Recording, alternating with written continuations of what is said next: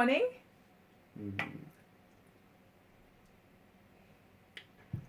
Hi, I'm Stella. And I'm Tarrant. Welcome to Meeple University How to Play Chai. Chai is a game for 2 to 5 players about preparing and selling tea to customers, which is coming soon to Kickstarter. Really love this game. Especially I am a tea lover. Love collecting ingredients, putting orders together, and get the most tips from the customers. In Chai, 2 to 5 players play the role of tea vendors, attempting to earn the most money and satisfy customers by collecting and buying tea ingredients, fulfilling tea orders, like so, and earning tips.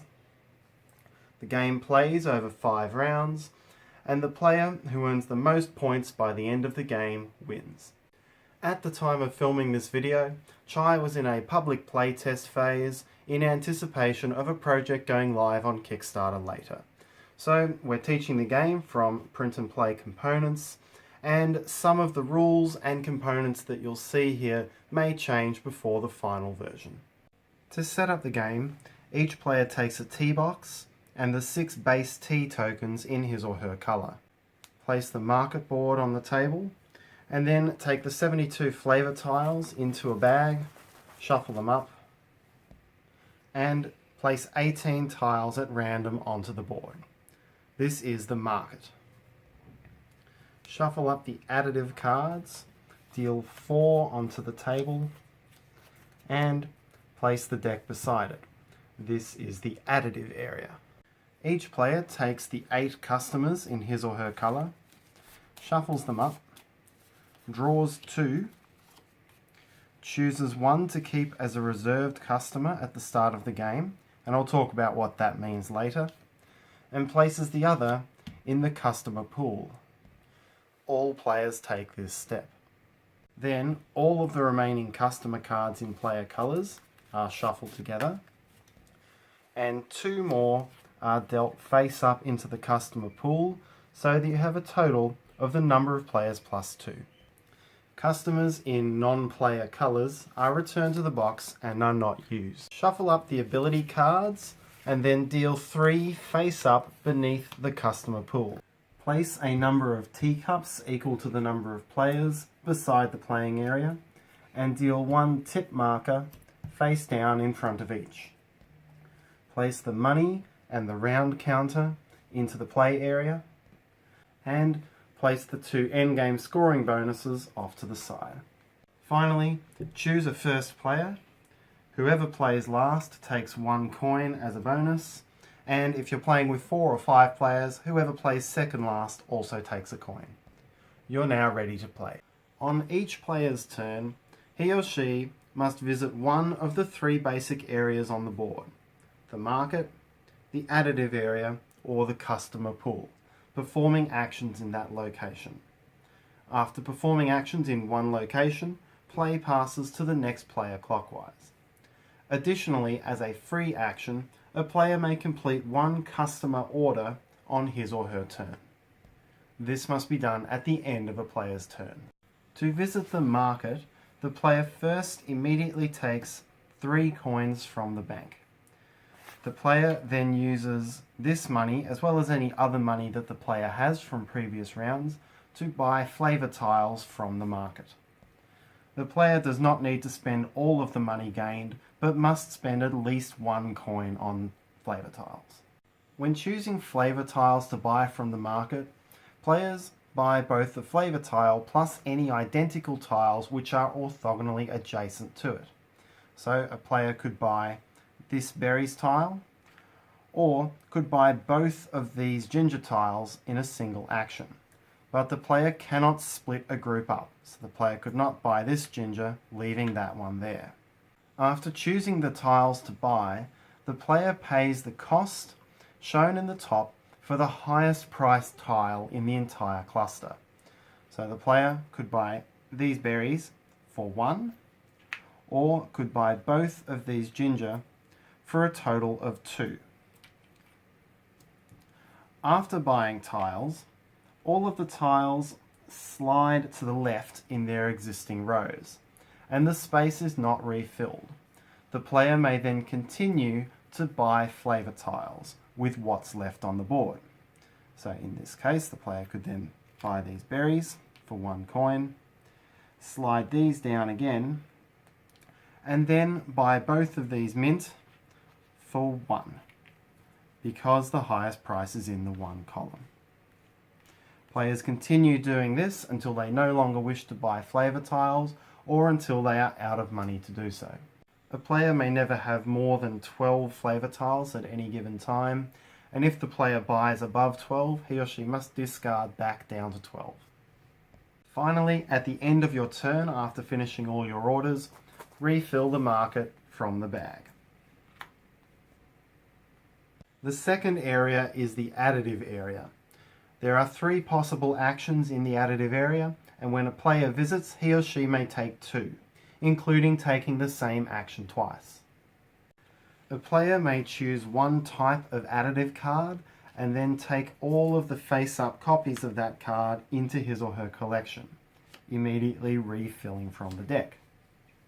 A player may draw one card blindly from the top of the additive deck and add it to his or her collection, or the player may discard all cards from the additive deck and refill. Unlike flavour tiles, players do not have to pay money to draw additive cards. A player cannot have more than 6 additive cards at any given time, and if a player draws above 6, he or she discards cards of his or her choice back down to 6. The third option is to visit the customer pool. When a player visits the customer pool, a player reserves any one of the face-up customers for himself or herself. From this point forward, only that player may fulfill that order. No other players may now fulfill it. The empty space is then immediately refilled from the top of the customer deck. A player may also reserve blindly from the top of the draw deck if he or she wishes. A player cannot have more than 3 reserved customers at any given time. So if a player reserves a 4th, after replacing it in the customer pool, the player must choose one of his or her other customers, place one of his or her own coins on it, and then place it back in the customer pool. The customer pool is now grown in size by 1, and any player may complete or reserve this card, taking that bonus when doing so. After this card has been taken for any reason, it is not replaced. After reserving a customer from the customer pool, a player chooses one of the available ability cards and then performs that ability. Any ability cards which are labelled as global cannot be used in this manner. A global ability is an effect which will be applied to the game as long as that card is face up in the ability area. So, in summary, on a player's turn, he or she may visit the market to take money and buy flavour tiles, may visit the additive area to take additive cards, or may visit the customer pool to reserve a customer and use an ability. At the end of a player's turn, he or she may fulfill one customer order, either from the customer pool or from the player's reserved customers. Take the card and match up all of the ingredient tokens and cards shown on it, like so. Additionally, the player needs the base T token. If it is a card in the player's player colour, that will come from the player's player board. If the player were completing a customer from a different colour, he or she would need to pay 1 coin to the player who matches that colour to buy a base T token. This is a non-optional sale for the player whose token is purchased. The player must hand that over for $1. Note that there are 8 customer cards in each colour, but only 6 base T tokens in each colour. So towards the end of the game, when these tokens are running scarce, it may become more competitive for the last couple of tokens. Then choose any one of the teacups for which the tip token has not yet been revealed. Empty your ingredients into that teacup. Place the customer underneath your tea box. This is the number of victory points that customer is worth. and then flip the tip token, taking that much money from the bank.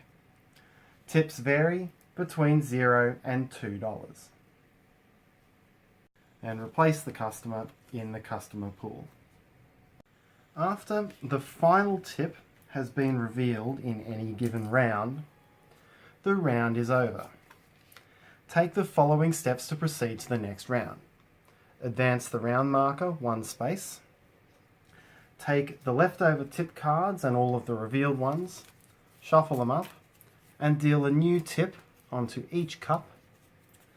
And then whoever is next in turn order draws the next of these cards from the top of the deck and chooses one of the 3 face-up cards to cover. These new 3 cards will be the ones available for the next round. Play then continues with the next player, with all players retaining their current customers and pieces. Note that although there is 1 cup per player in the game, it doesn't necessarily mean that each player will complete 1 order per round. A player completing small orders will likely complete more than a player who is completing large orders. The game end is triggered when the final tip card is flipped in the 5th round of the game. Play continues until all players have had the same number of turns, and in those last couple of turns, players can still complete orders for victory points, but will not get any tips. Then proceed to endgame scoring.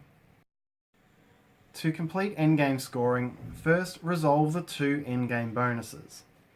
The teaspoon goes to the player who has completed the most total orders, and the diversity award goes to the player who has completed the most different colours of order.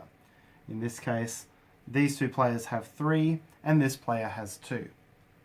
In the event of a tie, both players get the full 5 points. These 2 bonuses are not used in a 2-player game.